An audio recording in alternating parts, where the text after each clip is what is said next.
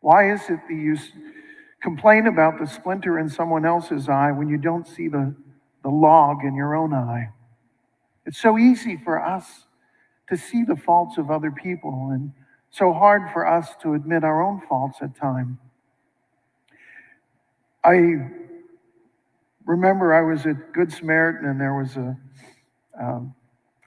daily Mass attendee who came into Mass one day late, came in and sat down. And as he was leaving Mass, I said, "Don't worry, no one noticed that you came in late." And he started laughing.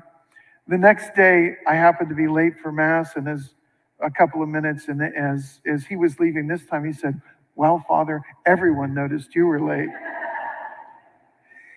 It's so easy for us to see the faults in other people and not see them in us, because maybe it's because we're just so fragile ourselves, and we think, if I notice any little thing wrong with me, then I have to admit all the things that are wrong with me. Or maybe it's because we just really think we're superior.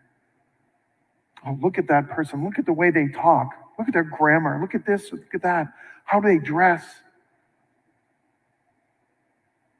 There's a great saying that kind of is an antidote for that kind of attitude is, "There but by the grace of God go I." We were doing mock interviews for young kids that were going to get summer jobs. For the first time, they were maybe 16, 17 years old, and they were in the city, and many of them grew up in really poor neighborhoods and had never worked before. And we told them, now, we're going to have business people come in, and you're going to do job interviews. So you want to dress so you look really nice.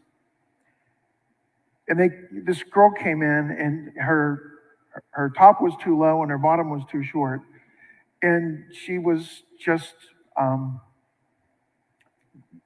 really not prepared it wasn't business attire, let's just put it that way.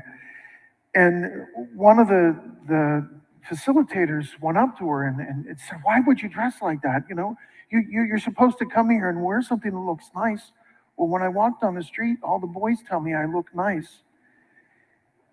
And we have to stop and think that maybe her parents didn't have a job.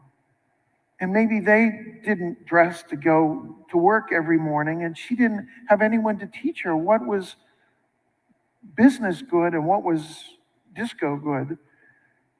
It's not our place to judge other people. We have no idea. Maybe we were blessed with parents that were able to teach us those things. Maybe some people aren't so lucky. Maybe she was adopted. Who knows her situation in life, but who are we to judge? It's so easy for us to obscure in our own eyes the things that we need to work on. As long as we're focused on someone else, I don't have to think about myself. And so as we go through our day today, let's take the time to look and question in ourselves each time we want to judge someone else. Am I that way myself? Or what faults do I have? And not to dwell on those faults to the point where we beat ourselves up, but to recognize that God loves us despite our faults, and He also loves that other person despite their faults. But He wants us not to stay where we are, but to move forward, to recognize our faults, and to pray that with His assistance we overcome those faults, especially the fault of judging others, because there's only one true judge, and that's God Himself. And we trust that if we're merciful in judging others, that He in turn will one day be merciful in judging us.